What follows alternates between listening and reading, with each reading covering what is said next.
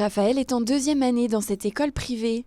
Il suit une formation de développeur web, un domaine technique qui nécessite la présence des élèves à l'école pour certaines matières. En développement, si à un moment on lâche, on est impacté pour toute la suite. C'est un peu comme une pile de cartes. Si on fait mal le premier étage, ensuite il y a tout qui s'effondre, quoi. Là c'est pareil. Donc du coup le but c'est vraiment de ne pas lâcher, donc c'est pour ça que là on est en présentiel. Après il y a des cours en distanciel qui sont beaucoup plus faciles à gérer, quoi. Jongler entre des cours à distance et en classe, c'est le casse-tête de l'établissement et des formateurs. Le distanciel n'a pas à trop être boudé par rapport au présentiel, quoi.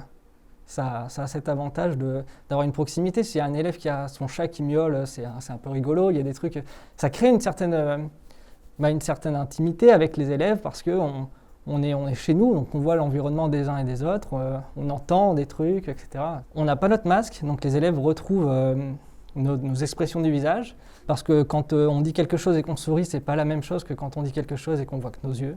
Puis on voit pas non plus les visages des élèves. On ne voit pas si quelqu'un soupire, on ne le voit pas, donc c'est plus compliqué de discerner si un élève est en train de lâcher ou pas avec son masque que quand on voit son visage, quoi.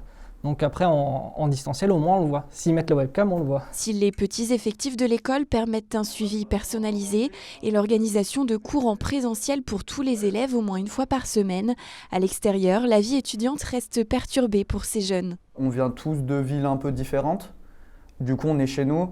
On ne se voit pas le soir, on est toute la journée chez nous, quelque part. C'est vrai que c'est spécial de manger au même endroit, de dormir au même endroit. Mais bon voilà, après c'est le but du jeu. Enfin, il y a plein de professions qui sont carrément à l'arrêt, donc nous, enfin voilà, ça continue, c'est déjà bien. Mais niveau social, ouais, c'est compliqué. Autre difficulté dans cette formation qui fait une large place à la pratique professionnelle, trouver un stage. Les entreprises, pour elles, c'est pas trop le moment de prendre des stagiaires, elles ont vraiment pas la tête à ça.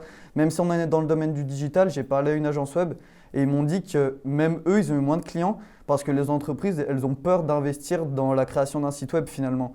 Et même si on pourrait croire que, comme c'est le domaine du numérique, il y a tout le temps plus de demandes suite au Covid, c'est pas toujours vrai en réalité. Dur donc d'avoir 20 ans en ce moment, mais Raphaël garde le sourire. Si j'avais quelque chose à dire, c'est en vrai bon courage aux étudiants, aux autres étudiants aussi, parce que je sais qu'il y en a qui lâchent un petit peu.